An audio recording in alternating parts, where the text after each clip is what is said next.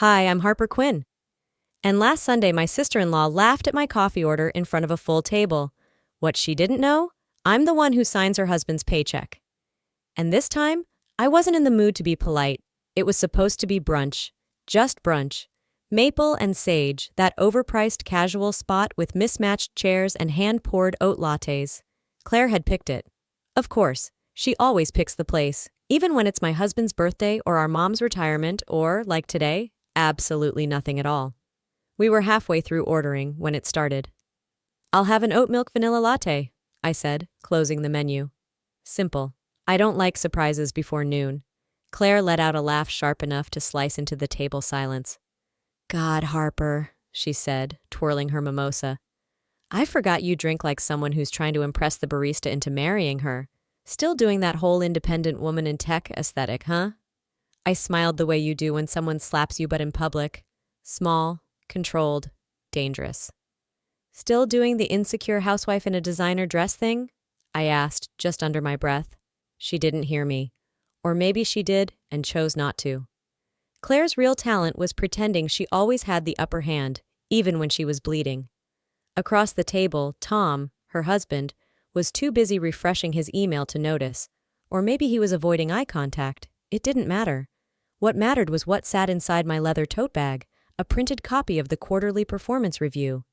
Tom's name was on page 3, in bold, with red notes on behavior discrepancies. I had highlighted them myself. It hadn't always been this way. 2 years ago, I was invisible at these family brunches. The girlfriend who worked in HR or something.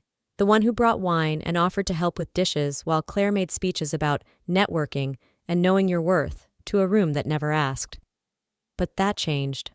When I was promoted last December, head of people operations at Bridgeworks, overseeing compensation approvals for leadership tiers, things shifted. Quietly, sharply, and most of all, permanently. Tom had no idea that the next bonus pool he was counting on was currently frozen pending an internal audit. The same audit that was triggered when someone used the company expense card to pay for a private executive leadership retreat that coincided with Claire's birthday weekend in Napa.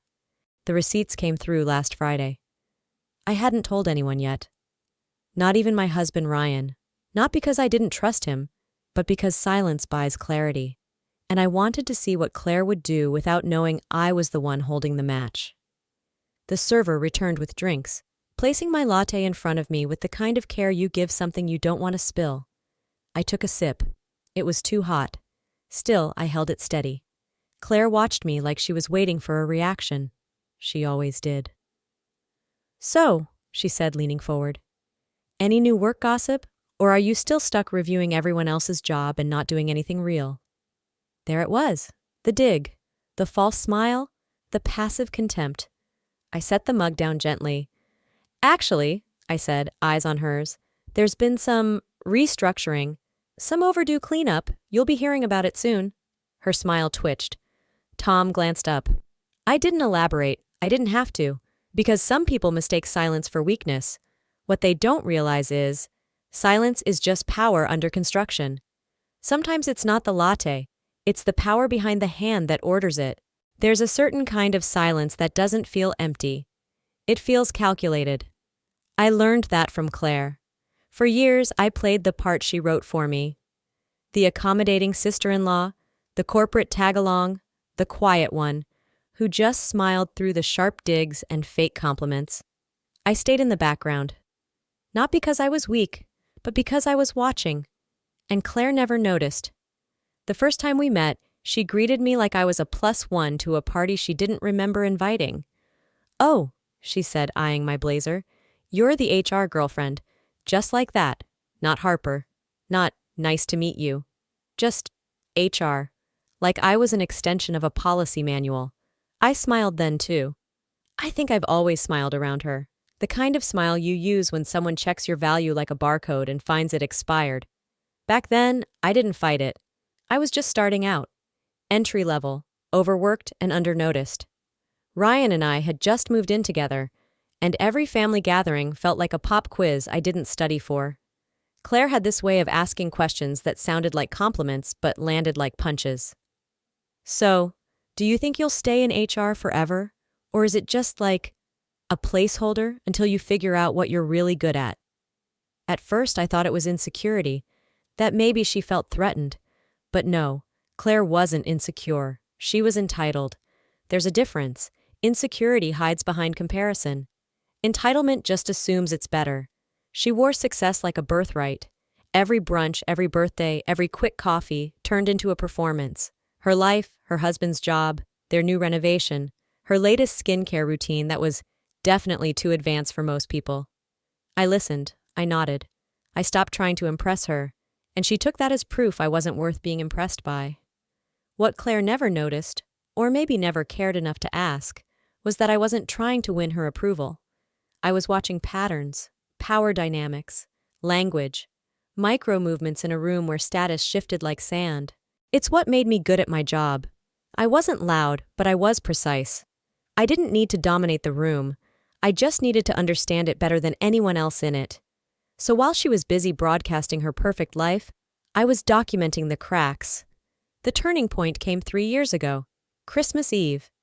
Ryan and I showed up with a bottle of wine and matching wool scarves, trying to play festive.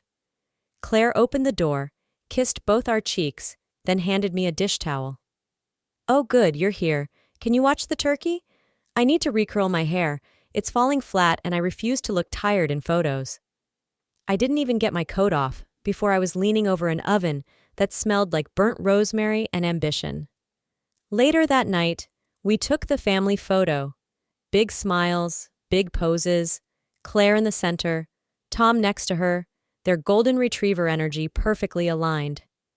I stood on the edge, one hand on Ryan's arm, the other holding a half-drunk glass of cider. The next day, she posted it. Cropped. I wasn't in it. Not even blurred. Not even background. Just gone. The caption read, "Family is everything." Ryan noticed. "You were standing right there," he said quietly, staring at the screen. "Maybe it was the angle," I replied, even though we both knew it wasn't. Claire never said a word, never apologized, never even acknowledged it. And that was when something inside me snapped. Not in rage, but in clarity. Because you don't keep trying to prove yourself to people who've already decided you don't count. You just change the scoreboard. Fast forward 2 years. I was standing in the company's glass-walled conference room, across from the CFO, delivering a performance audit summary for all mid-tier managers. My posture was calm, voice steady, eyes sharp. Tom Nguyen, Claire's husband, had red flags in 3 categories: spending, team turnover, and behavioral notes flagged anonymously by 2 junior staffers. I didn't push for consequences. I just presented the data. The system would do the rest. I handed over the folder. The CFO nodded. "You're thorough," he said. "You always go quiet when something's about to happen." I smiled. "Quiet is underestimated." He laughed. But I wasn't joking. Back at brunch, Claire was still performing. "I mean, I'm just lucky Tom's in leadership," she said, swirling her 3rd mimosa. "We've always prioritized stability. He could have gone anywhere, but he stuck it out for the culture." I sipped my latte, warm now, steady. Across the table, Tom looked paler than before. I wondered if he knew, if he felt it coming. Because storms don't announce themselves with thunder. They show up quiet, uninvited, like a cropped-out woman with a folder full of facts and nothing left to lose. Ever been erased from a moment you helped build? Happens more often than people admit. The first time I saw the invoice, I didn't think much of it. It was flagged automatically, part of a weekly compliance filter that pings anything over $5,000 tagged as strategic consulting. 90% of the time, it's just sloppy labeling, people rushing to expense things they barely understand. But this one was different. It had the right company name, a real vendor address, the proper invoice format. It was almost too clean, like someone had watched a training video on how to look legitimate and followed every step but forgot one crucial detail. The date, August 14th. I remembered it because Claire had posted 27 Instagram stories that weekend, all from some rustic vineyard in Sonoma. "Wine, wind, and my one and only," one caption had said. Tom was in the background, holding up a glass, looking like he'd rather be anywhere else. According to the invoice, that same weekend, Tom had authorized a $6,750 payment for a 2-day leadership offsite held at a team retreat house in Napa Valley, complete with facilitated growth sessions. No attendee list, no receipts, no rental agreement, just vague language and a very real signature. His. I forwarded it to our finance compliance team casually, without annotation. 3 hours later, I got a message back. Want to flag this in person? Something's not lining up. I walked into the conference room with a manila folder and no emotion. Julie from finance was already there, mid-40s, sharp as glass, allergic to small talk. We'd worked together for years, and she'd always said the same thing about expense fraud. It's never the amount, it's the confidence with which they lie. She slid the paper across the table. Want to tell me how this retreat didn't show up on a single department calendar? I didn't answer. I didn't need to, because she was already flipping pages. This vendor, she continued, legally exists, but it's a shelf LLC, no employee records, no website, and no digital footprint prior to July. She stopped and looked at me. Someone created a business just to receive this check. I stared at the paper. The name on the invoice was QT Growth Partners. QT, Claire's initials, Quinn Thompson, her maiden name. The room was dead quiet.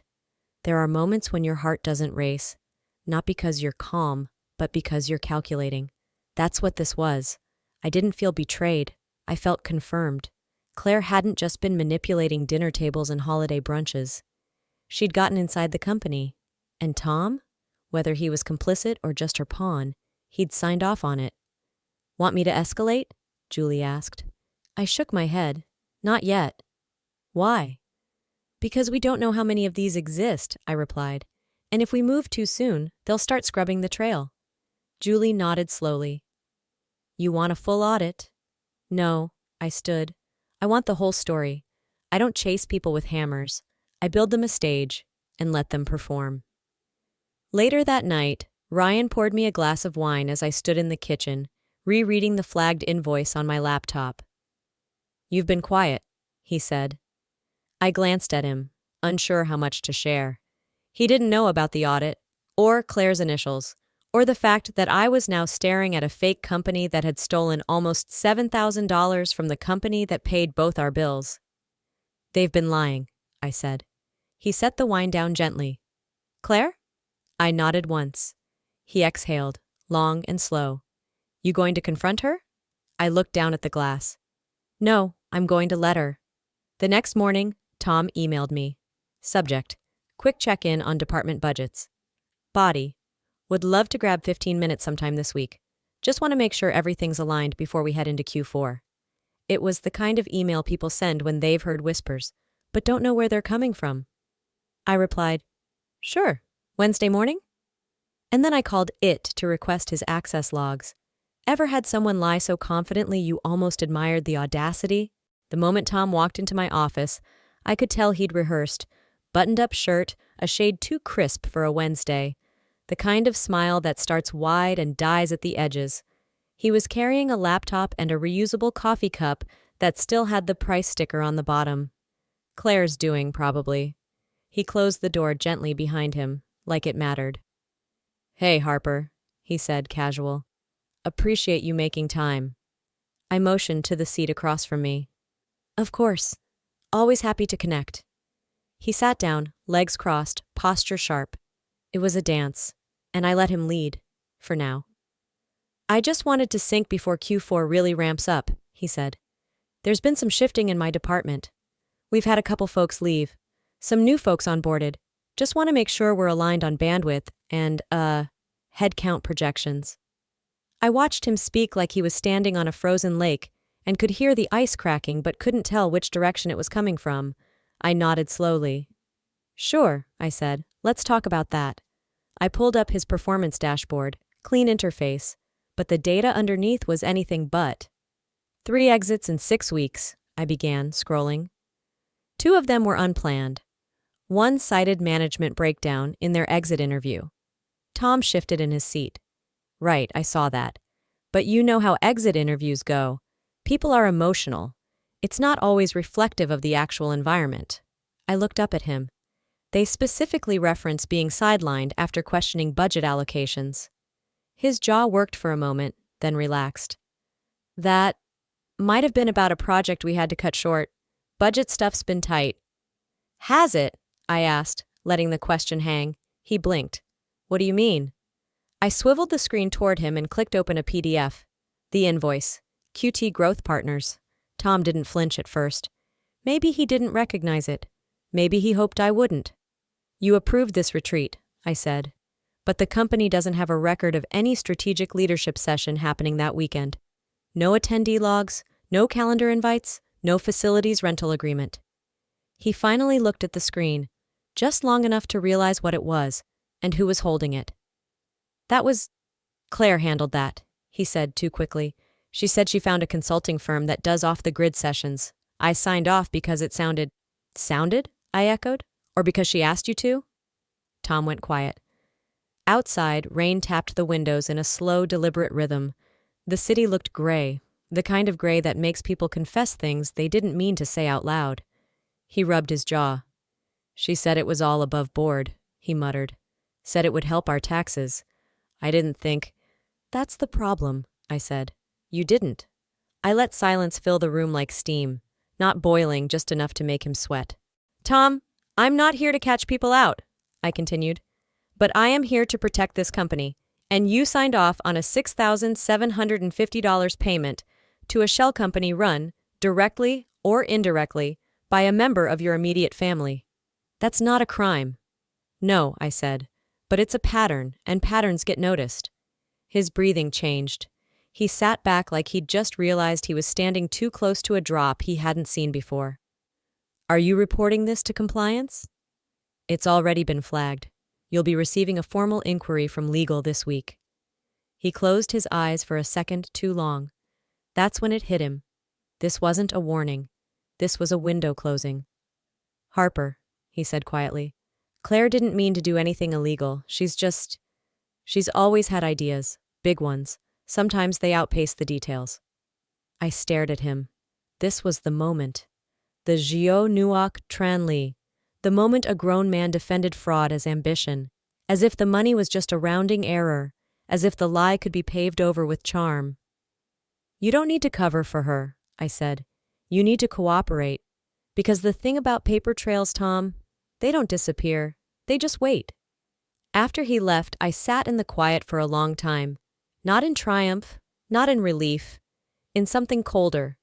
I'd just watched a man unravel, not from guilt, but from the realization that someone else had finally noticed. And it wouldn't end here. Because Claire didn't just build a fake company, she built a network. Ever watched someone try to lie their way out of a trap they set for themselves? It was supposed to be a family dinner. Roast chicken, potatoes, something low-key but celebratory, according to the text Claire sent the group chat 2 days earlier, complete with a champagne emoji and a winking face that made my skin tighten. I didn't respond. Not because I forgot, because I didn't need to. By the time Saturday rolled around, I'd already spoken with legal. The investigation into QT Growth Partners had widened. They were tracing vendor logs, interviewing her so-called strategic partners, even pulling Tom's email archive from the past year. And yet Claire? Claire was still setting the table. Gold cutlery, candles. Claire was at the center, always. But what caught my eye wasn't the food or the lighting. It was the empty chair, mine, still set, still waiting. I stared at the image, not because I was hurt, but because for the first time, my absence had weight. And Claire? Claire noticed. When Ryan came home hours later, he looked tired. He set a Tupperware container on the counter and poured a glass of water like he was trying to wash something off. How bad was it? I asked, not looking up from my laptop. He leaned against the kitchen island. She was thrown. Said you didn't text her back. Said it wasn't like you. I shut the laptop. Maybe she doesn't know me as well as she thinks. Ryan hesitated. She asked if you were mad. I laughed. Not because it was funny, because it was laughable. Mad? I echoed.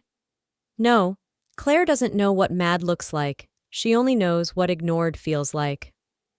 The next morning, I got a call from an unknown number. I let it go to voicemail. A few minutes later, the message played in my AirPods as I folded laundry. Hey Harper, it's Claire. Just wanted to, check in. I know you're probably busy. I sensed something last night. I don't know if I said something wrong or if it's about work or, I don't know. I guess I just miss you. Call me? The voice was sweet. Nervous. Too sweet to be real.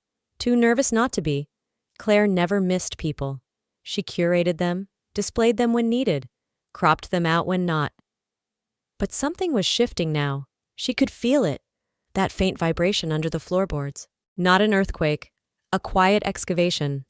I opened my email. A message from Julie. Subject: vendor confirmations, urgent body, 2 more flagged payments connected to QT Growth Partners. Claire's name appears on a planning doc attached to one of them. We're pulling her into the official investigation starting Monday. I stared at it, then deleted Claire's voicemail. No response, no reaction, just forward motion. I didn't go to dinner because I couldn't fake neutrality anymore.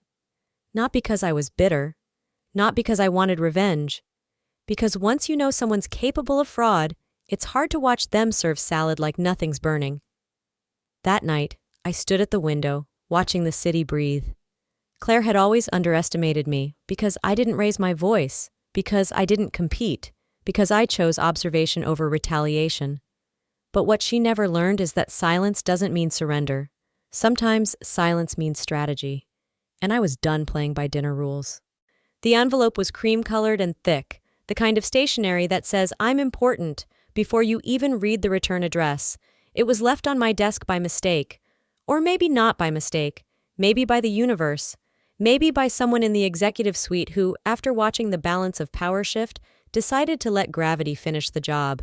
There was no company logo, just my name, handwritten in Claire's looping cursive. Which was odd. Claire didn't handwrite anything. Not birthday cards, not thank you notes. Everything she did was curated, templated, published. Perfectly spaced, perfectly safe. I opened it. Inside was an invitation. Join us for an exclusive evening of vision, values, and visibility, hosted by QT Collective. A rebranding, a relaunch, a resurrection. I read the rest slowly, like swallowing something bitter. Claire was planning an event. A networking gala for women in leadership, scheduled at a boutique hotel downtown. Cocktails, media, influencers. A curated guest list that included CEOs, venture capitalists, fashion editors, and tech founders. There were 3 speaking slots. Claire had written herself into the headline act. Claire Nguyen, executive strategist and brand architect. The company she created to steal money from mine? She'd rebranded it into a platform for female empowerment.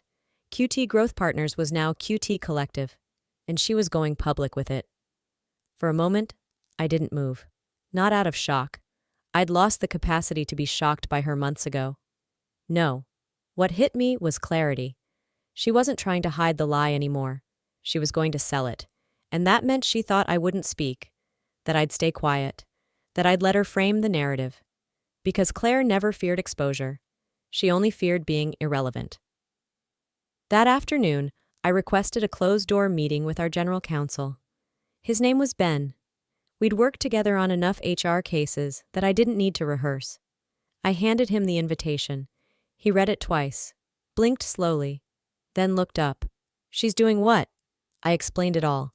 The name change, the new platform, the optics, the leverage she was trying to buy.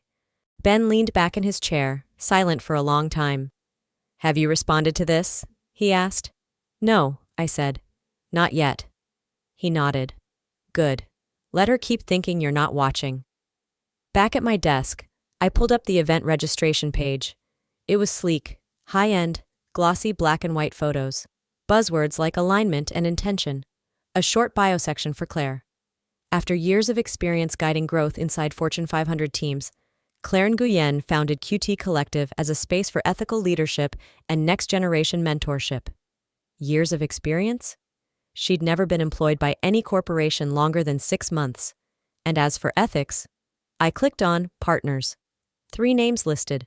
All shell corporations, all already on the finance team's fraud list. She was spinning gold from stolen thread.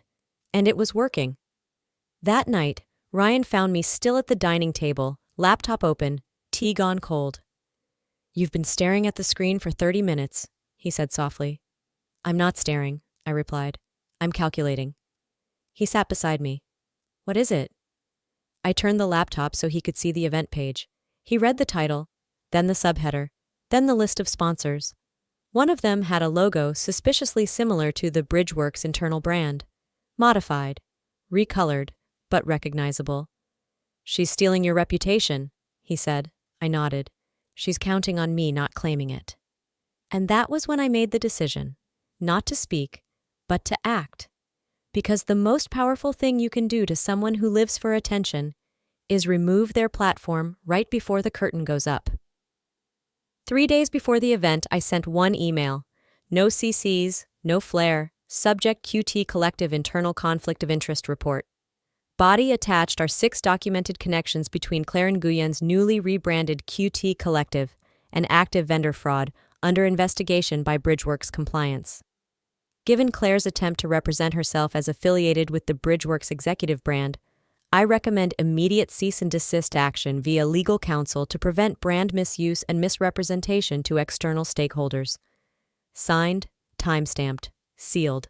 The next morning, Claire posted a selfie on LinkedIn with the caption, "When women support each other, incredible things happen. #QT Collective #leadership unfiltered." 12 hours later, her event was canceled. Venue pulled out. Sponsors reevaluated. And the event page? Taken down. No announcement, no explanation, just vanished. I didn't respond when she texted, "Hey, did you hear about the event space?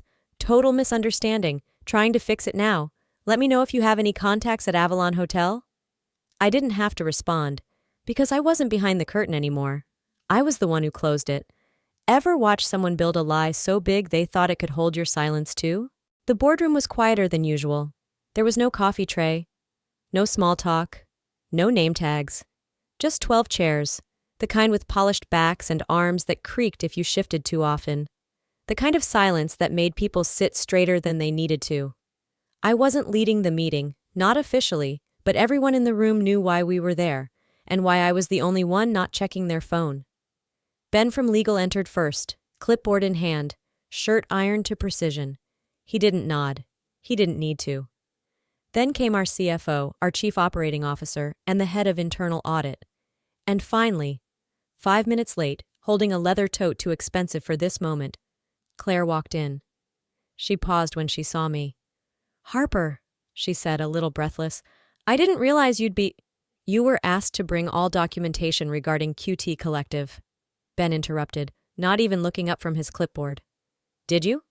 Claire blinked. Yes, of course, but this feels a little sudden." "Fraud usually does," the CFO said flatly. There was no yelling, no dramatics, just a projector turned on, a file displayed, a statement read aloud. "After internal investigation, we have confirmed that funds totaling $17,450 were redirected to shell entities operated directly or indirectly by Claire Nguyen using falsified consulting justifications. 2 approvals were signed by her spouse, Thomas Nguyen, former Director of Data Infrastructure. Thomas Nguyen has been placed on indefinite leave." Claire's face changed 3 times in 5 seconds. Surprise, then disbelief, then something close to contempt, but not yet fear.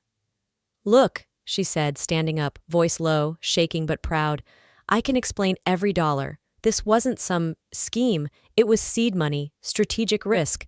I was building something real, something this company should have wanted to be part of. You weren't building," I said. "You were laundering ambition through stolen access." Her eyes locked onto mine. "I made mistakes, okay? But let's not pretend like this isn't personal." "It's not personal," Ben said. "That's why it's effective." The silence afterward felt like being underwater.